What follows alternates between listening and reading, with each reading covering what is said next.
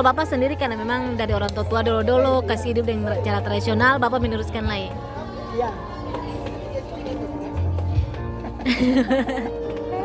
Tapi biasa kalau ada orang yang jaga datang tanya-tanya Bapak cara bikin sagu tradisional begitu ada. Itu mahasiswa banyak. Oh, Bapak jelaskan nih. Iya.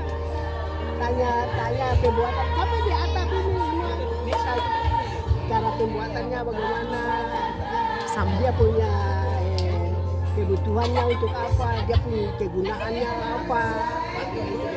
Kita secara ini kita jelas secara apa yang kita tahu. Iya betul. Terima kasih sudah nonton. Jangan lupa like, subscribe, dan share ya.